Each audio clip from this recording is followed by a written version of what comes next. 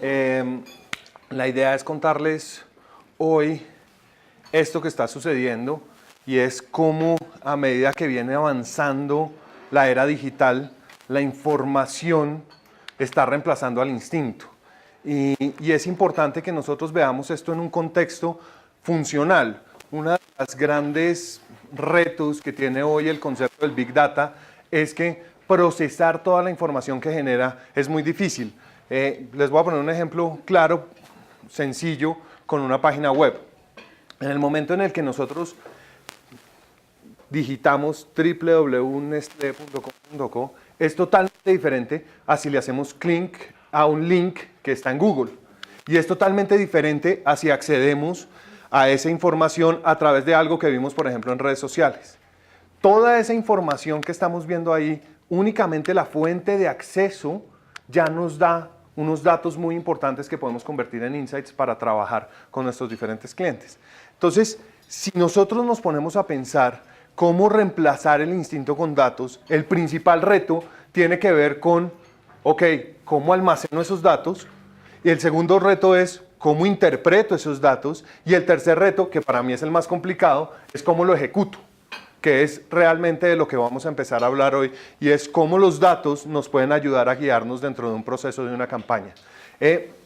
Para arrancar, no sé si ustedes en algún momento vieron esta película, se llama Moneyball, sale Brad Pitt. Moneyball tiene un tema súper interesante y es un caso de la vida real donde los Athletics de Oakland, un equipo de béisbol que no figuraba dentro de las ligas mayores de béisbol de los Estados Unidos, toma la decisión de reemplazar ese ejercicio que hacían sus reclutadores y trabajaban puro bajo el instinto de quiénes eran los mejores jugadores de béisbol por datos. Y empiezan a traer un economista que empieza a analizar todos esos procesos de quiénes eran los mejores bateadores, quiénes llegaban primero a primera base, quiénes eran los que más conectaban. Y lo que se dieron cuenta es que pudieron empezar a pagar jugadores de béisbol que antes no podían pagar.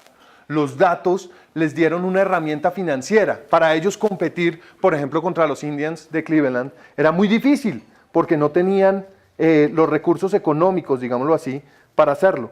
Lo que sí pasó muy...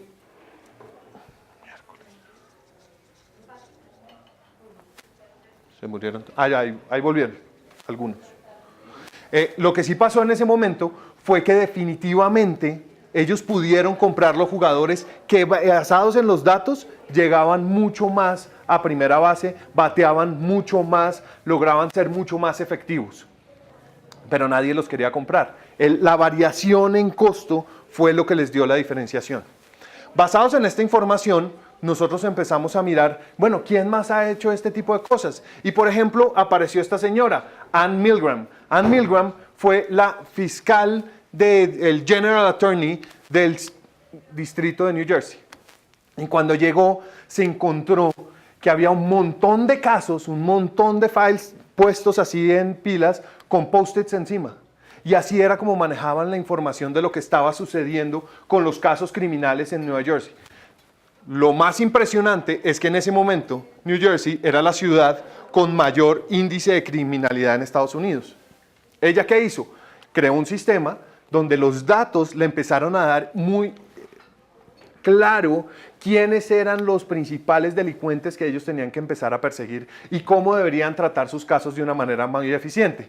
Esto lo hizo ella inspirada en el proceso que vimos de Moneyball y después de ver la película salió a decir, bueno, ¿cómo yo puedo hacer esto mismo con todo lo que nos está sucediendo con los archivos? Al principio parece un tema difícil. ¿Cómo yo me puedo inventar un índice, como hizo esta señora, un índice de criminalidad? ¿Cómo yo puedo construir eso basado en los datos? Yo les hago la pregunta, ¿cuáles datos hoy nosotros estamos generando a través de cualquiera de nuestros canales digitales? ¿Cuáles son los retos a los que yo me tengo que enfrentar y cómo los puedo solucionar a partir de las interacciones? ¿Cómo los puedo solucionar a través de los datos? Se vuelve un proceso difícil porque adicionalmente los humanos estamos entrenados para no confiar ciegamente en los datos y en las máquinas. Miren, por ejemplo, lo que le pasó a Target. Target tiene un sistema supremamente inteligente en Estados Unidos que le permite identificar los patrones de consumo de las consumidoras. Resulta que una niña que estaba en el último grado de su colegio, empezó a recibir de Target un montón de insertos de volanticos que decían, oye, tenemos los pañales no sé qué en oferta. Oye, estamos vendiendo los coches de bebé a no sé cuánto. El papá de esta niña, cuando recibe esta información, no solo llama, sino que manda una carta súper molesto a su Target local, diciéndole, oiga, ¿usted por qué está incitando a mi hija a que tenga niños? Eso ya es una niña, ella apenas tiene 16 años, es el colmo que usted la está invitando a que quede embarazada, etc. La gente de Target, muy preocupada, dijo, miércoles, ¿qué falló en nuestro sistema? Lo que se dieron cuenta es que la niña efectivamente estaba embarazada y no le había contado a su papá. Nada falló en su sistema. ¿Cómo funcionaba el sistema de Target? Ellos identificaban los patrones de consumo, ¿cierto?, de las personas y encontraron una variación específica en el patrón de consumo de esa niña, donde empezó a comprar algunos productos que son característicos de las mujeres embarazadas. Y con un patrón de error, digamos, con un factor de, no de error, sino de efectividad del 99%, ellos podían predecir quién estaba embarazado y quién no. Obviamente después el papá se disculpó con Target por el escándalo que había hecho. Esto pegó en las noticias, si ustedes buscan esta noticia la encuentran en CNN. Esto le pegó a todo el mundo, pero la gran preocupación no fue en ese momento cómo llegaron a la información. Nadie se sentó a pensar, oiga, ¿qué tiene que analizar Target para llegar a esta conclusión? ¿Cuáles son los datos? ¿Dónde está ese Big Data que llamamos hoy para poder lograr ahí? Al final del día, los seres humanos somos lo que consumimos. Los seres humanos somos lo que comemos. Y ahí el supermercado local de esta persona tiene una información supremamente potente. Ahora, ¿cómo nosotros podemos utilizar esa información de una manera eficiente y asertiva? Uno de los principales retos a los que se enfrenta hoy el mundo de la tecnología, y no sé si vieron la noticia que salió ayer, Facebook hizo un estudio con los perfiles de 619,000 personas. Sin decirle a nadie, se metieron en los perfiles de 619,000 personas y dijeron, en su uno voy a poner solo comentarios positivos y en el suyo voy a poner solo comentarios negativos y voy a mirar qué tan capaz soy yo, Facebook, al hacer eso, de influir en qué tan positivo o qué tan negativo es usted como persona. La conclusión es espectacular, y es que sí, definitivamente, los muros negativos generaban comentarios negativos en las personas. Los muros positivos generaban comentarios positivos en las personas. Ahora, lo que realmente impactó, y por lo que esto pegó en las noticias fue, Facebook, ¿tú le pediste a alguien permiso para hacer esto con su información? Facebook, ¿usted está aprovechándose de la información que nosotros los consumidores estamos poniendo ahí libremente para hacerlo? Facebook hoy en día tiene toda la protección legal para hacerlo. Tiene toda la potestad para utilizar los datos como él quiera y como a él le parezcan. Pero definitivamente a nosotros las personas no nos gusta que se nos metan, por lo menos sin avisar. Entonces, fíjense que este tema de los datos no solo es una herramienta súper potente, sino también genera un dilema. Y es, tengo que asegurarme que estoy pidiendo el permiso y estoy siendo lo suficientemente respetuoso con esas personas para utilizar su información de una manera más eficiente. Ahora, ¿cómo nosotros podemos hablar de Data Driven Creativity? Y es, ¿cómo nosotros podemos, en este mundo del marketing y las comunicaciones, cómo podemos utilizar la información ya sin hablar de los datos personales, como hablaba el CRM hace unos años, sino cómo podemos utilizar esta Big Data, esta gran información, para desarrollar campañas que sean más eficientes? ¿Cómo podemos replicar el ejercicio de Moneyball? Este señor dijo, voy a dejar de confiar en el instinto de estos reclutadores y voy a coger todos estos números y los voy a volver algo más efectivo. Y basado en este ejercicio, logró, ¿cierto?, tener 20 partidos seguidos en las ligas mayores en Estados Unidos. Bueno, definitivamente la toma de decisiones basadas en datos hoy en día es común para las personas. Hoy en día nosotros decidimos si vamos a salir o si vamos a poner una ropa o si vamos a ir a alguna parte basados en datos, en la información que nos da el clima.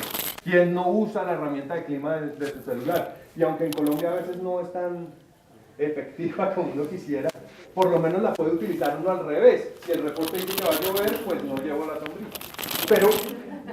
Pero esa información, esos datos, ¿cierto? Pues ya se están volviendo cosas interesantes. ¿A quién no le ha pasado? Y al que no le ha pasado de pronto es porque no ha puesto suficiente atención. Pero que uno llega al supermercado y echa la caja de cereal, ¿cierto? Y el cajero le recomienda qué puede acompañar con esa caja de cereal, qué productos puede empezar a acompañar con esa caja de cereal. Cómo la información que se genera te puede ayudar a qué podemos hacer en este ejercicio. En la salud, hoy en día la biomedicina es una realidad. Hoy en día la gente llega y sube su información, sube sus datos, inmediatamente tiene un diagnóstico que en la mayoría de los casos es 100% efectivo. Y definitivamente en la educación. Todo lo que se puede hacer con calificaciones, por ejemplo, hablemos de esas pruebas que se hicieron en Colombia, las pruebas PISA. Hoy podemos predecir perfectamente, de acuerdo a los resultados de unos niños que están en una edad escolar, que están entre los 8 y 12 años, cómo va a ser su desempeño cuando se gradúen del colegio.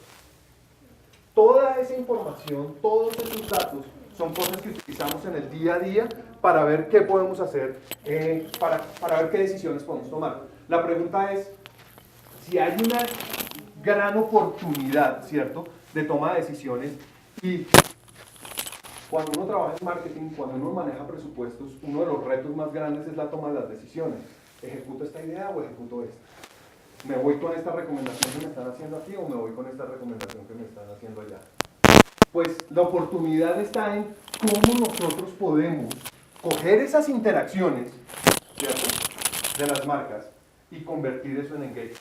¿Cómo nosotros podemos tomar esas decisiones basados en los comportamientos que nos hacen las personas? A veces la información negativa, a veces que me digan que no, es tan valioso como que me digan que sí. Pero nosotros no siempre estamos poniendo toda esa información dentro de un mismo repositorio para analizarla y verlo con unos ojos más críticos, sino lo que hacemos normalmente es, esto me funcionó en el pasado. Es que esto me lo recomendó no sé quién, que tenía un caso parecido como esto funcionó. Y ahí es donde la innovación se trunca. Ahí es donde se pierde el concepto totalmente de innovación. Porque la innovación se trata de hacer cosas que no estén probadas. De eso se trata la innovación. ¿Y de dónde voy a sacar yo los insights, el insumo para sacar esa información? Del engagement. Entonces, la metodología que nosotros vemos, donde se puede empezar a utilizar estos datos, es cómo hacemos un ciclo súper sencillo de, bueno, ¿dónde encuentro los datos? Hoy en día, con el mundo digital, es muy fácil encontrar todo tipo de datos. Hoy en día, saber, ¿cierto?, si los hombres, si las mujeres, si los menores, si los mayores tienen... Espérenme un segundo, voy a apagar el Wi-Fi a ver si deja de intentar conectarse esto.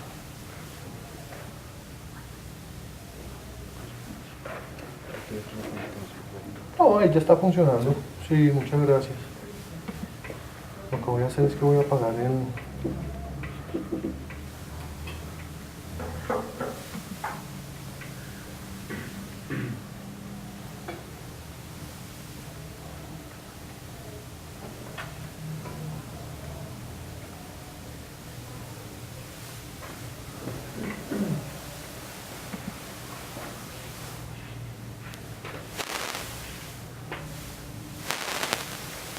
Entonces, ¿cómo nosotros encontramos esos datos para después hacer un ejercicio de análisis que nos permita tomar la decisión adecuada, que esa decisión adecuada nos permita agregarle creatividad encima para finalmente hacer la implementación?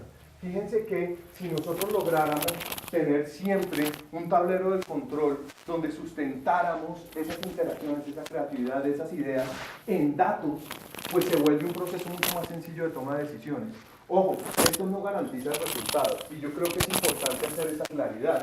El señor de Moneyball, el señor de los Oakland, no estaba seguro que esto iba a funcionar, pero lo que sí pudo hacer fue ensayarlo, fue probarlo. Y hoy se volvió tan importante como es ese instinto de los reclutadores, el ejercicio de analizar los datos.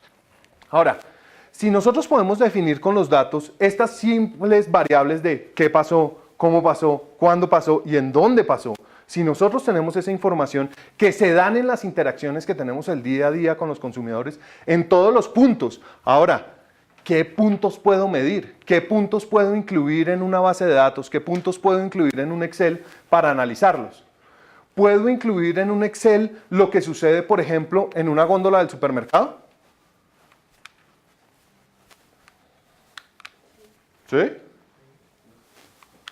¿Cómo hago? ¿Cómo hago para medir lo que sucede en una góndola del supermercado? ¿Cómo hago para meter eso en una base de datos?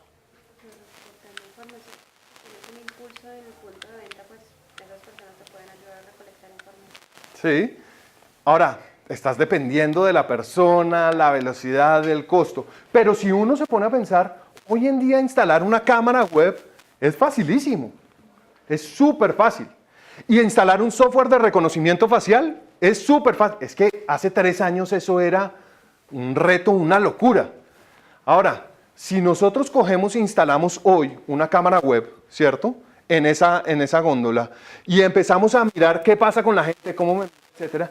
El reto de analizar esos datos se vuelve una tarea súper dispendiosa. Imagínense uno mirar un día, que la verdad, un día de información, pues, de pronto ese día había partido de fútbol, de pronto ese día estaba haciendo mucho calor, pero mirar un día implicaría 8 horas de análisis.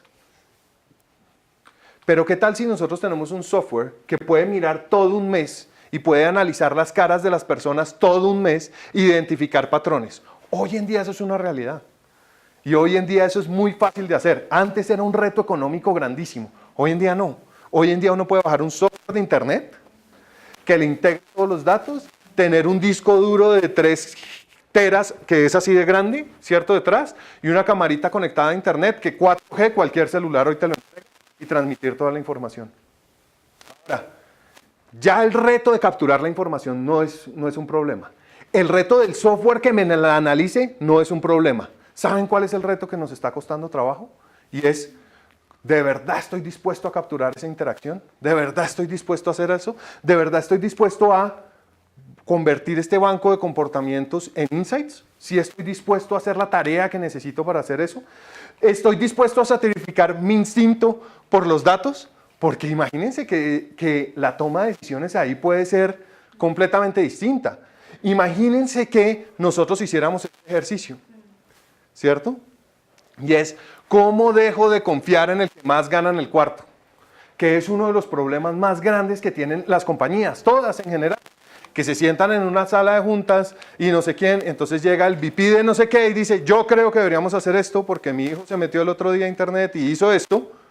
Mire todos los datos y toda la información que yo tengo aquí para sustentarlo.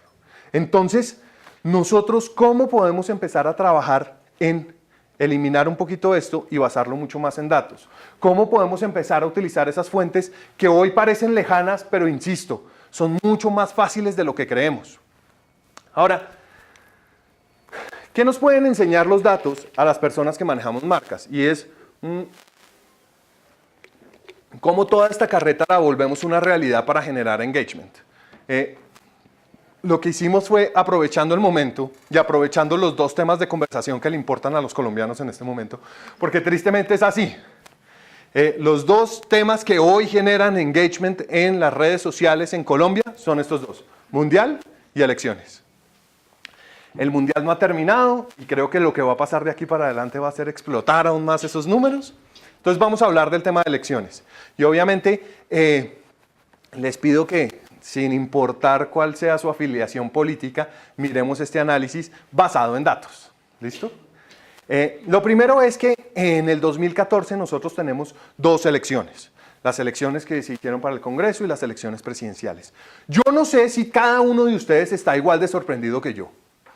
Pero cuando yo estaba hace 4 años pendiente de quién había ganado las elecciones presidenciales, tocaba ver el noticiero desde las 4 de la tarde hasta las 10:30 de la noche, esperando uno el boletín número 34 para saber quién ganó. No sé si a ustedes les pasó lo mismo, pero yo quedé absolutamente sorprendido cuando descargué la aplicación y a las 5:30 ya estaba absolutamente seguro quién había ganado.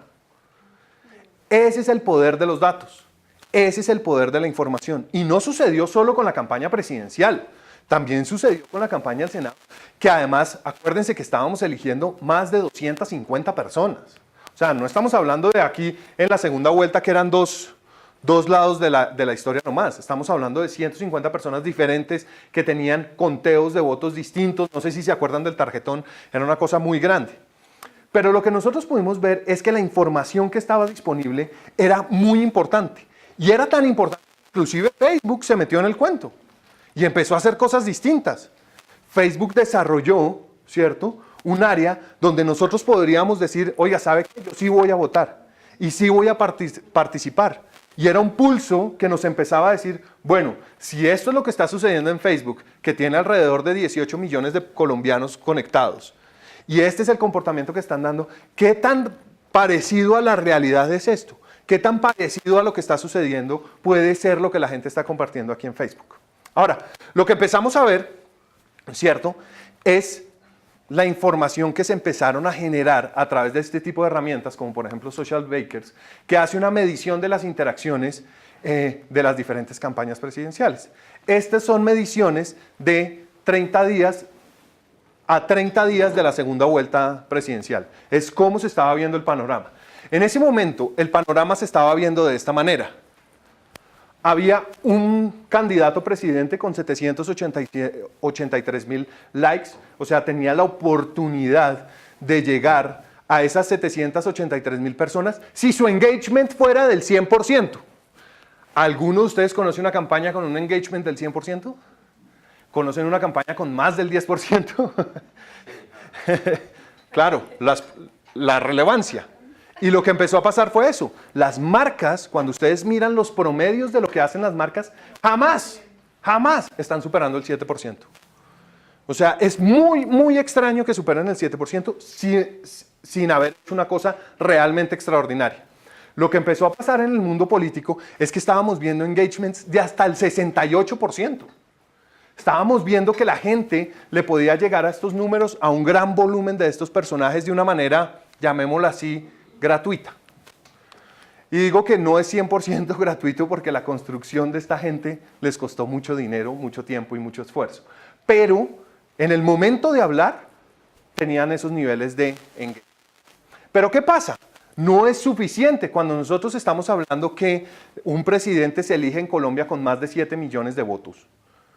Pues llegarle a un porcentaje pequeño de estas personas, pues la verdad no va a marcar la diferencia. 100,000 votos en 7 millones, pues no va a ser la diferencia.